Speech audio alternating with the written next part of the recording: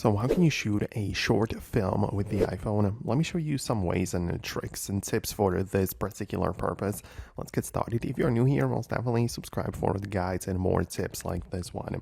So of course it depends on the shot and the creative aspect of the film, right? But when it comes to the technical approach and using the iPhone, there are a few things you should know. First of all, definitely explore the cinematic mode. Most iPhones, not just the Pro models, feature this cinematic mode, which lets you focus on one subject. It especially works well with a person in the shot when they are going to be like in focus, crystal clear, and the background is going to be nice and soft and like blurry. So that is something you can definitely utilize, right? But then also for better shots and better quality overall, I would recommend you to switch to a different camera app because the built-in one is okay. I like the cinematic mode, as I said, but the Final Cut camera, which is also developed by Apple and freely available on the App Store, is another great choice for recording videos.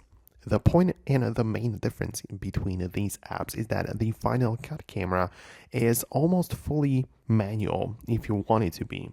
Because, the built-in camera is okay. You can like lock the exposure or focus, but in here, you can switch to full manual control over white balance, exposure, focus, right? You get the overexposure indicator. You get the focus peaking, so you know what exactly is in focus. And the general point is that if you are trying to record a short film, you want to be professional. You don't want to see some random exposure adjustment, which happens automatically in the iPhone camera, right? Like the professional approach kind of doesn't include that anymore, right? So that is something which you can also explore if you want the videos to look even better.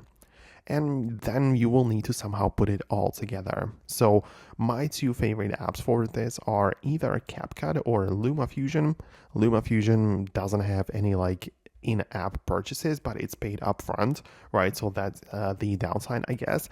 But CapCut is free to download initially, but you will not even be able to export the clip in 1080p or 4K unless you pay for the subscription, right? So it's like, yeah, you can technically get it for free, but it's not gonna get you much for free, right? But outside of that, it's a great video editor app. So this was just the technical side of things. Obviously, there are even other guides on the internet about like, framing and the color adjustments and color grading and stuff like that. But I just wanted to cover and focus specifically the iPhone side of things and mention a few tips, which I know for a fact not many people utilize on a day-to-day basis. But that would be about it for me. I really hope that I could help in this quick video. Let me know what you think. Subscribe for more, and I'll see you later.